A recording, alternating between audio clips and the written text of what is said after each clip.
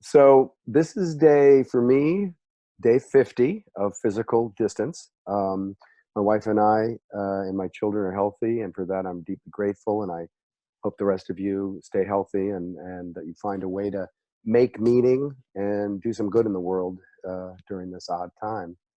This coronavirus challenge is, uh, really confronts us on many levels as individuals, as an ethical society, as the collective that we call ethical culture, as a nation, and frankly, as a species. Um, it's why really we end up becoming members of groups because we need each other to overcome these things.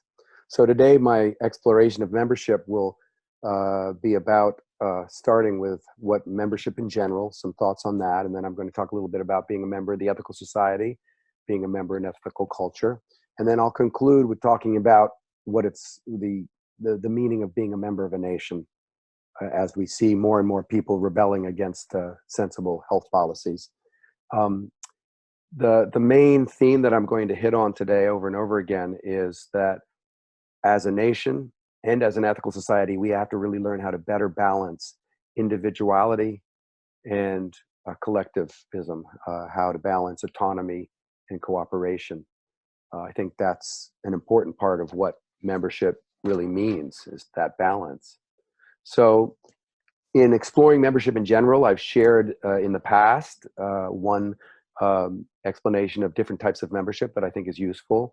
The first is the clientele model of membership, where the individual is a client or a customer of a group. Um, they're not primarily interested in the welfare of the collective, but instead they focus on, what do I get? You know, what's in it for me? And usually in exchange for a fee or past loyalty or future commitment, the client gets some great products at reduced prices, perhaps, or maybe some swag, a coffee mug, a keychain, or a t-shirt.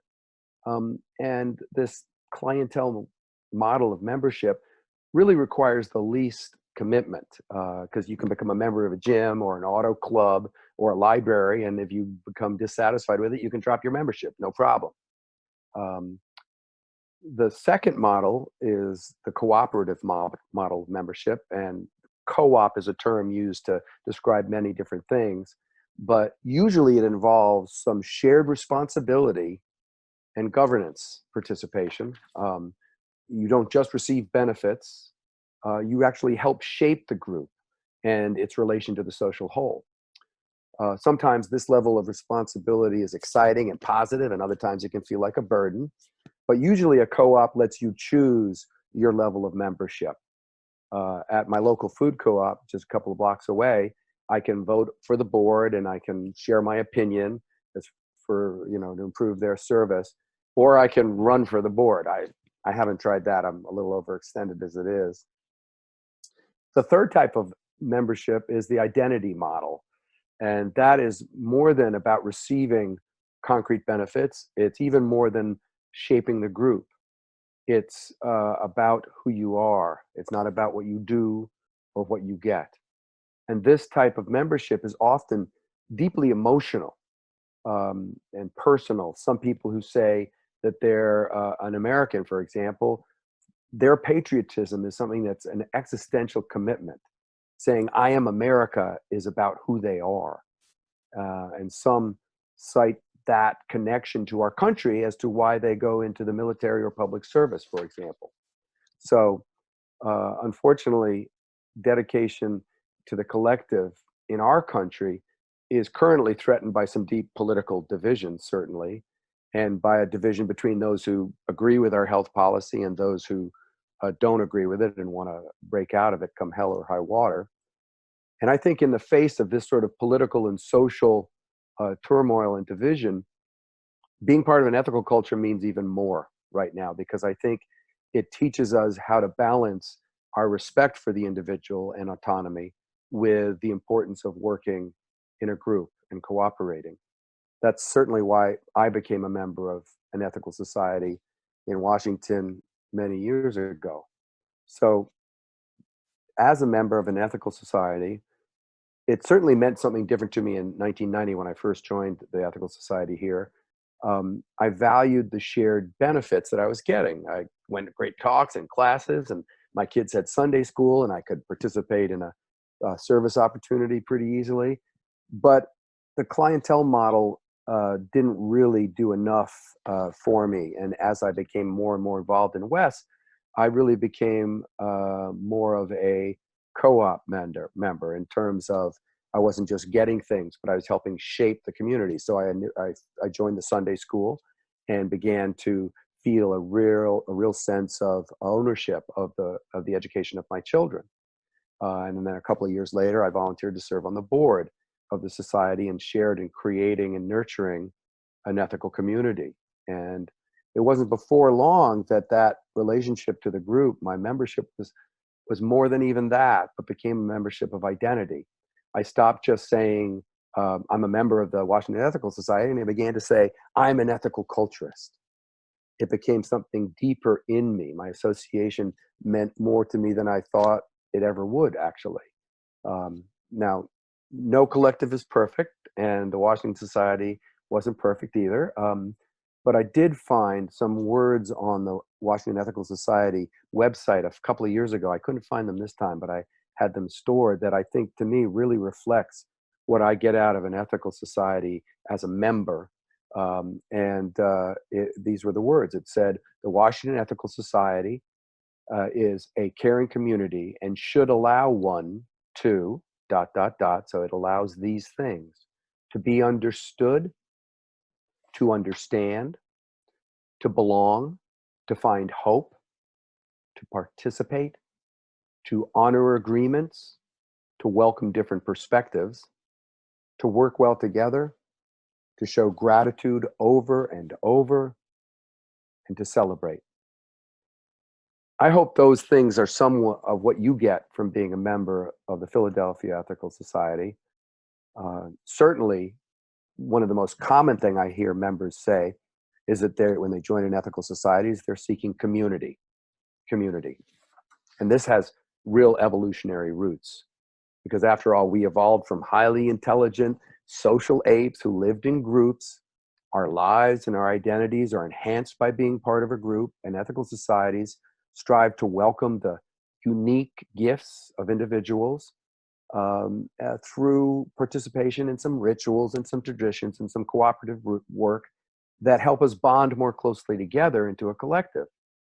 And if we succeed, if we successfully balance the individuality of every member and group cohesion, then I think that serves everybody and the group.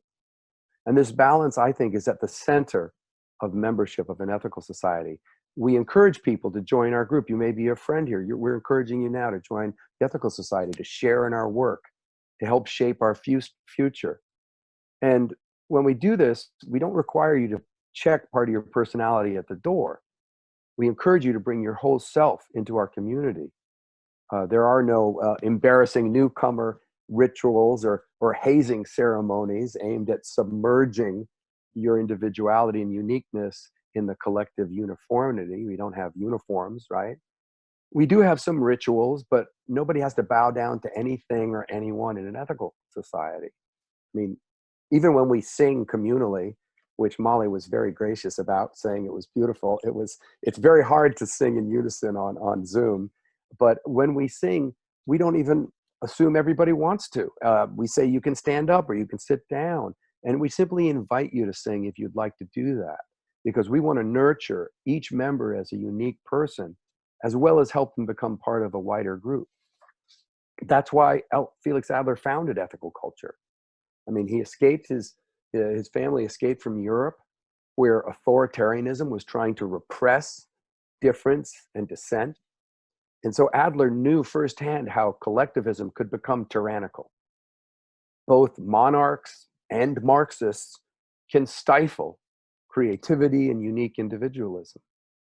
And as an adolescent in New York, Adler was impressed by an American motto that he saw printed on all of our money: E pluribus unum, out of many, one. He marveled about how this collection of diverse ethnicities and languages could work together in a democracy.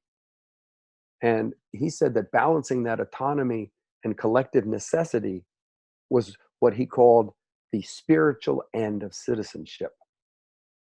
Ethical societies were meant to support democracy by defending the uniqueness of individual citizens while encouraging collective consciousness and coordinated action. Now, part of respecting the uniqueness of individuals at the ethical society includes encouraging members to share what membership means to them. So I a couple of weeks ago asked members to share with me what it meant to them to be a member and what their images of the future were like for ethical culture. And I'm going to share some of these. Please excuse the fact that I can't share everything everybody sent me, so I had to cut some out. But as you'll hear, the comments reflect a wide range of thoughts, but a dominant paradigm in them is that the people here feel respected as individuals while also being called to work together in community. And so this balance of autonomy and relatedness runs through these comments. So, for example, Rhoda Ford, who's actually been a part of ethical culture longer than most people, since 1946, Rhoda wrote, being an introvert with reclusive tendencies, the society has always been my link to a wider world. It has always been a community of individuals bound by concern for the larger world outside themselves. The lack of judgmental dogma and the embracing of the individuality in each of us has been liberating, nourishing, and validating. Another self-proclaimed introvert, Dorris, who we rarely get to see due to her travels, shared that being naturally shy, the ethical society community is something that she values even from afar. She wrote, having people whose values I resonate with without feeling I have to toe a party line is priceless to evolve my own thinking and find opportunities to get to implement my values into action. I hold that we bring out our best by bringing out the best in others as an undeniable truth. John Marshall, who's also praised our version of the golden rule and lived by it by becoming one of our most active and reliable volunteers. He brought out the best in us and thus by of the best of himself. He helped by, he's part of our coffee hour Sunday morning. He serves as a host coordinator. He's joined committees involving social action and education. And topping it all, John serves on the board. John credits his membership here for helping him expand the world and broaden his outlook. He concluded that his comments by reminding us of something we need more than ever to embrace today. He said, quote, we are not alone and we are empowered to do our part.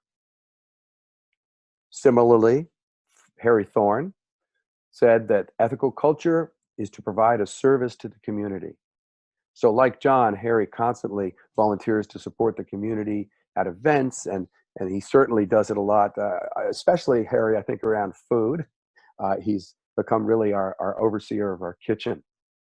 And he also spoke about how important it was for people who have left traditional religions and wonder how they can replace that in their lives. And he has found that he has been able to replace it at the Ethical Society, and it's also been a source of great friendship for him. Friendship's also something Jeffrey Dubb shared was central to him about membership. He admits that when he and Ruth Ann first joined the society about 20 years ago, they mainly focused on the Sunday platforms, but very soon it became something where they developed many friendships at. Jeffrey also commented on the unique aspect of the community, the focus on ethics, obviously. He said, quote, PES provides a compass for understanding the moral and ethical aspects of the state of affairs at the US today, something I'm going to talk about in a minute. Nick Sanders, who joined the society 17 years ago, emphasized three aspects of membership that were important to him. He said that, quote, one was my education in humanism, religion, and ethics. He wrote about Richard Canaire's classes and the many books and shared and discussions by members. Second, Nick also mentioned how he was made to feel at home through the opportunity to join with others in the development and carry through of ethical action projects, especially reacting against economic and social inequities. All this was made for Nick easier because of friendships. He said, the warmth and fun of the various activities with other members, hosting coffee hours, parties, Camp Linden outings. I will continue to realize these aspects of personal growth. Stan Horowitz wrote about membership was meaningful, quote, because I feel a part of a greater community of humanists who care deeply about practicing ethical behavior. And Stan emphasized how the respect for uniqueness as individuals didn't get in the way of candid dialogue. He said that, quote, members accept me for who I am and listen to me without judgment, but are not shy about respectfully questioning my views. Stan also said he liked to learn about different worldviews, and his connection to the diverse people at the Ethical Society has, quote, increased my understanding of people who are different from me and have helped me better understand myself. Lila Murray wrote that she is happy, quote, to have found a group of people who want to live ethically focused and engaged lives in community.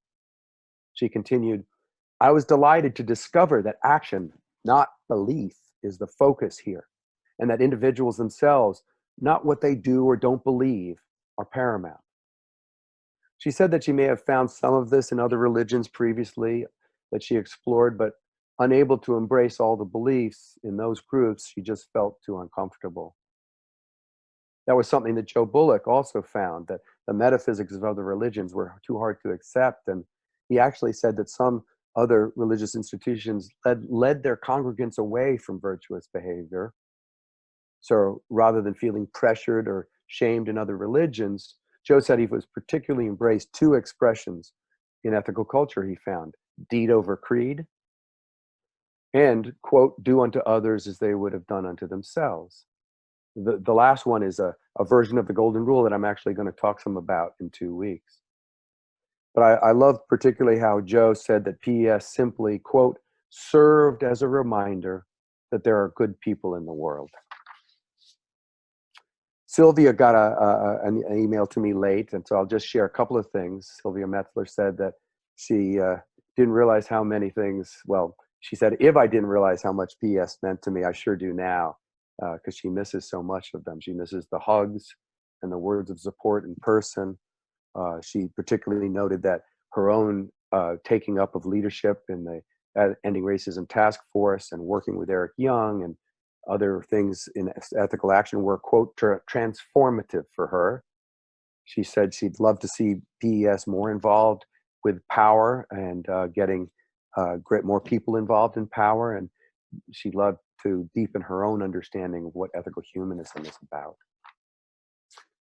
Two members offered ideas particularly about the future of ethical culture.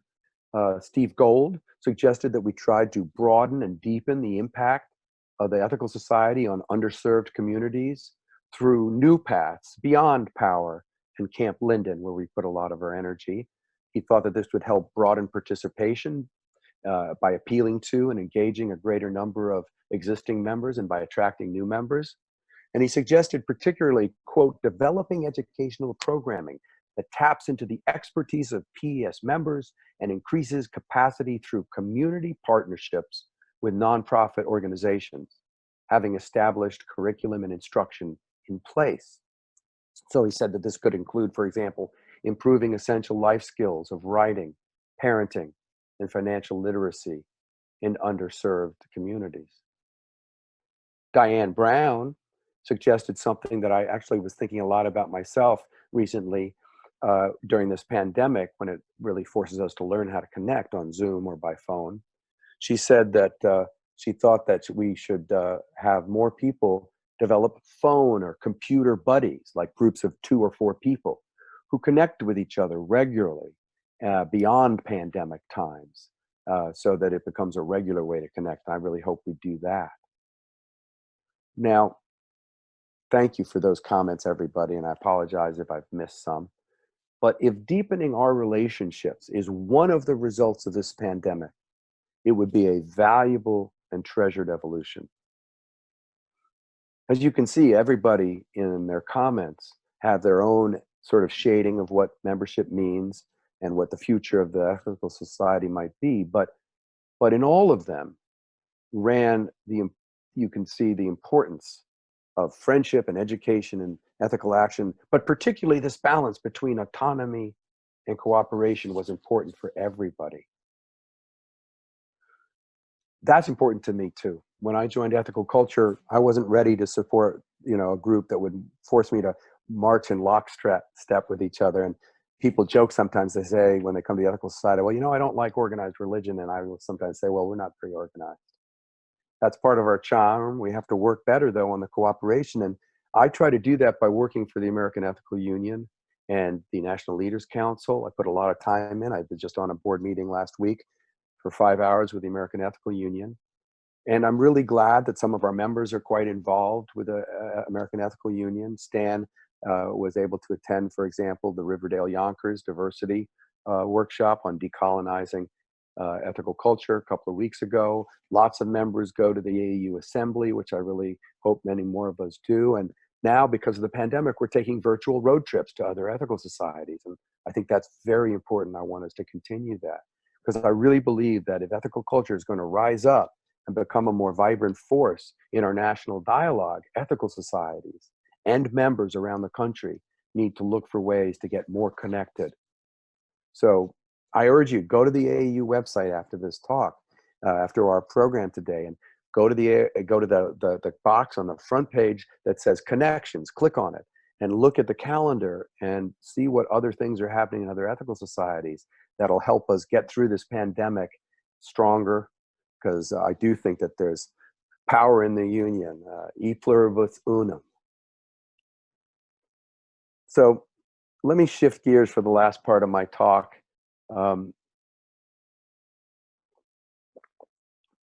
For our nation, as well as our society, to get through COVID-19, I think we have to be truer to that model, e pluribus unum.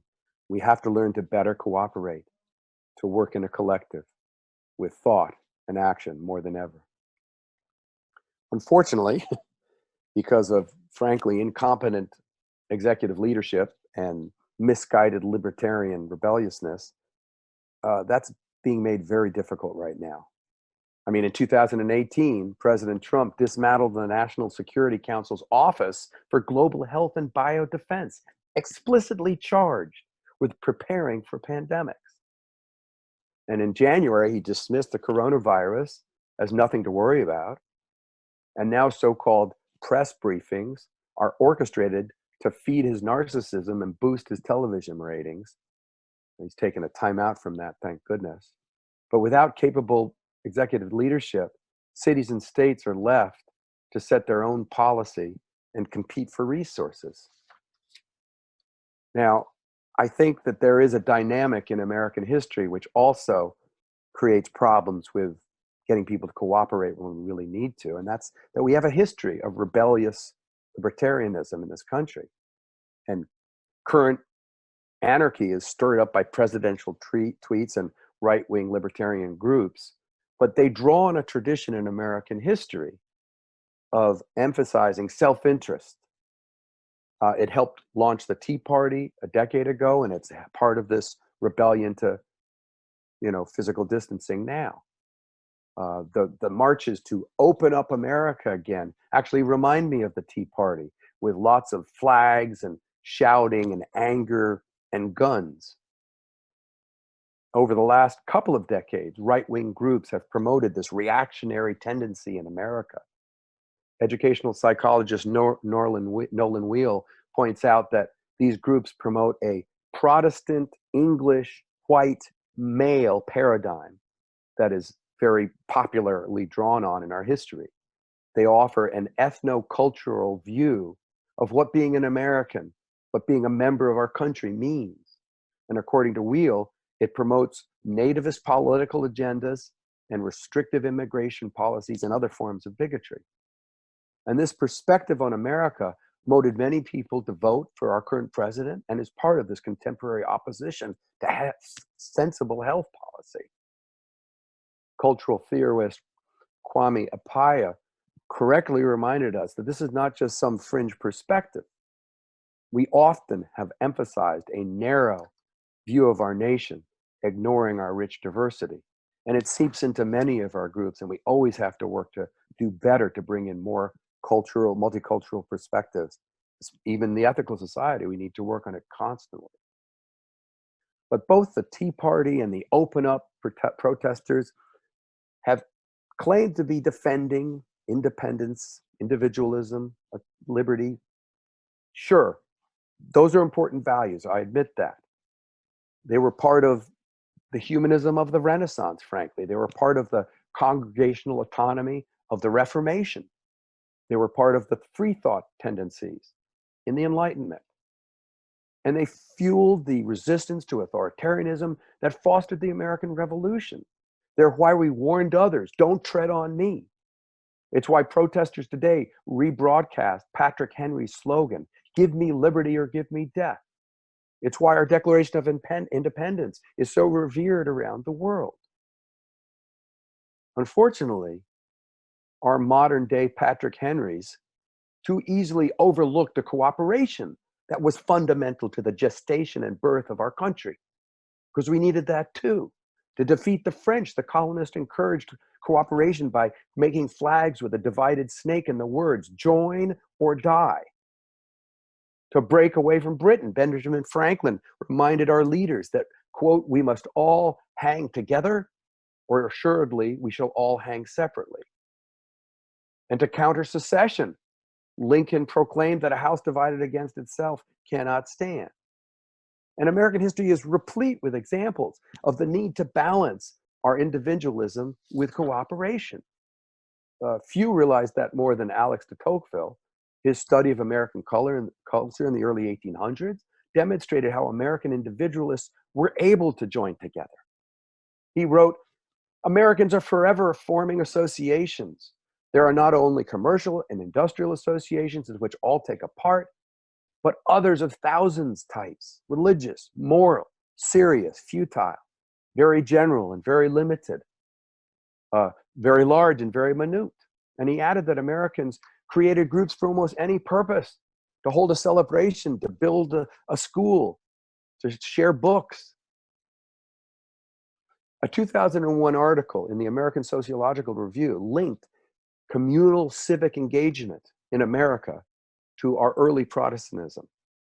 Interestingly enough, the authors wrote that Protestant settlers in America favored voluntary associations over reliance on church or state. And the relative stability and continuity of American life and politics allowed cooperation and trust to grow in our country. David Kennedy, a great historian, emphasized this libertarian cooperative balance in a review he made of Claude Fisher's Made in America book. Kennedy said, volunteerism, for Fisher, embraces both the recognition of each person as a sovereign individual at liberty to pursue his or her destiny, and the belief that the individual succeed through fellowship, not in egoistic isolation, but in sustaining voluntary communities. And Kennedy rightly concludes that for Americans, the two passions for autonomy and cooperation are, quote, conjoined and confounded somewhere in their souls, right in us. So there are times in our history when one of these tendencies are greater than the others, but generally we maintain a good balance. We pulled together in times of crisis like the World Wars or the Depression, and it reflected JFK's approach to citizenship when he said, ask not what your country can do for you, but ask what you can do for your country. And at other times, individualism really surged, like in the Gilded Age or the 1920s, or a bit in the 60s. But what seemed apparent is that individualism recently has trumped cooperation. In the wake of Vietnam and Watergate, the pre-professional generation, that was my generation. That's what my generation coming out of college was talked about. It really left some of the idealism of the 60s, of the civil rights movement and the cooperative attitudes behind. And as the United States kept getting richer and richer in the 70s and 80s, we tended to think we needed each other less. I mean, just take the American family, for example. In the first half of last century, being a member of a family was being part of an extended family, pulling together as a cooperative unit, because multiple generations lived under the same roof. But after World War II, because we got richer and had more economic success, children began to get their own jobs and they moved out of their home of their parents. They lived independently from them. Grandparents no longer remained to be cared for by their adult children, but instead moved into retirement communities and nursing homes. And this dynamic balance tipped away from collectivism towards autonomy. And people in general stopped joining groups and became more solitary. Robert Putnam explored that in Bowling Alone. People retreated from civic engagement and broad social life. In 2008, Bill McKibben wrote an article in Orion magazine entitled, "Where Have All the Joiners Gone?" He points out how affluence particularly helped promote autonomy over cooperation. He said that cheap fossil fuels, in particular, is a luxury that contributed to our overzealous embrace of independence. People moved to the suburbs, bought big lots, separated from their neighbors, and they drove to impersonal big stores and then returned home to watch TV by themselves. McKibben continues that, quote, "Research has shown that when we live on car-filled streets, our numbers of close friends drops by half. We eat half as many meals as we used to with friends, families, and neighbors. We don't need each other anymore, and that's the saddest thing we've done," end quote. The bull markets of the 80s and 90s made it easier to embrace this self-interest and ignore communities. Companies stopped offering lifetime security to their employees and began hiring contract workers that they could fire if they needed to. And in turn, employees were less loyal to their employers, often switching companies after a couple of years. And the seemingly infinite economic growth, when it ran aground in the recession of 2007 through 9, the middle class became extremely stressed. The stock volatility that made the 1% very wealthy really began to hurt the rest of America. We suddenly began to realize we weren't going to be as well off as our parents. And fewer people could afford their own homes. More young people moved back to their parents. And this myth of rugged individualism and radical autonomy was crumbling. Now, as the economy falters even more during this pandemic, we cannot continue to pretend that we can get along without other people. We can't pretend that we can do it all by ourselves. McKibben put it that maybe it's time for us to write our Declaration of Dependence. We're learning more and more that we need each other.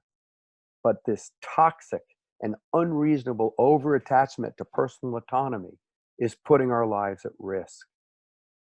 Now's the time to support public health officials who understand the importance of community and cooperation and have come together in communities to work together, self-help organizations. Now it's even more important to be part of groups like ethical societies, because that's why we join. It's why we become members. Well, I want to thank you for those who've become members of the Philadelphia Ethical Society and have balanced your individuality with our group. Thank you for declaring to the world that we need each other. And thank you for working to bring that reality, not just to ethical societies, but to our country. I appreciate it. Thanks.